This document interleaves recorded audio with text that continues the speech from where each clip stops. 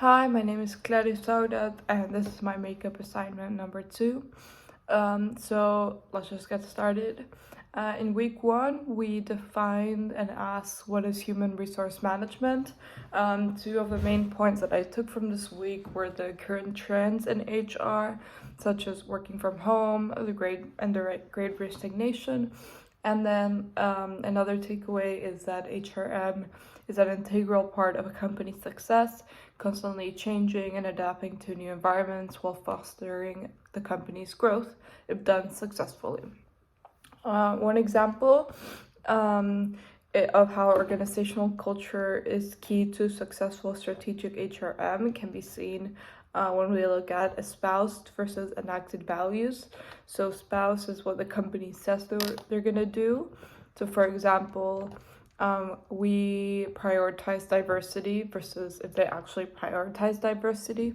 So you could look at that in who they hire, where they hire minorities, etc. And then one key message that I took from this week is an alignment and consistency of an organization's culture is key to of an organization is key to how they succeed, and how I'm going to be using this at home or in my own life is that when I'm applying to jobs, if I do apply somewhere that is corporate, I'm going to look beyond their mission statement and actually ask questions about what they do and how their mission statement and their values are reflected in the daily life. Moving on, week 2 focused on recruitment. Some of the first key takeaway was that there's advantages and disadvantages of the various sources for job applicants.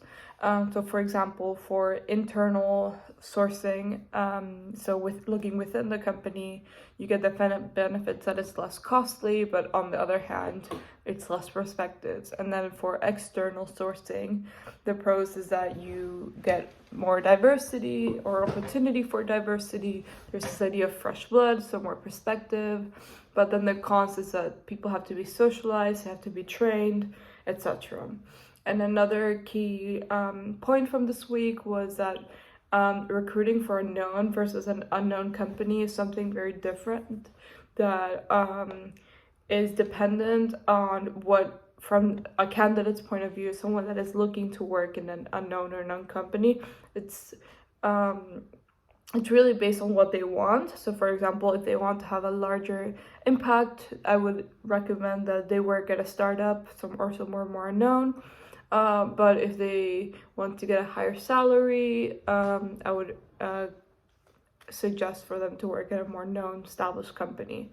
So for example, if you work at a startup, you might have to be more flexible about the hours that you work, but at the same time, you're going to have more of an impact because you're probably performing more tasks. Versus working at Google, you might feel like a smaller fish in this way larger pond. So perhaps your sense of impact is less, but obviously you still have an impact within the company. And then one key takeaway that I took is that recruitment must be narrow, yet broad and well aligned with the companies, with the organization. And for me, for how I will take this into my own life, is that when I'm applying for jobs, I'm going to really look at what the job description says and kind of read in between the lines of what they want based on this job description that is both narrow and broad. Moving on to week 3, we focused on job analysis and HRM. One of the key takeaways is that job analysis impacts many functions of human resource management. And another takeaway is that the impact of technology and AI, there's like a great impact on HRM. So on the one hand, it can facilitate and speed up like looking through data. And it's not limited by human perception, and it focuses on the present but also the future. One example that I can think of is that technology, in which technology and AI play an important role in HRM, is like yeah, on the one hand, it can be used positively to recruit, but at the same time, we must consider that the data that we have is only as the outcome of the data is only good as the data itself. So when using technology within recruitment, for example, one must consider the limitations of the data. One takeaway is something that I will take into my personal life is that in regard to negotiation, it is important to be prepared in order to be focused. I'm sorry for the noise. In order to be focused on what the other person is saying instead of focusing on what I'm saying. And negotiations are not as black and white as win or lose. So for me, when I'm negotiating the future, I will also have changed.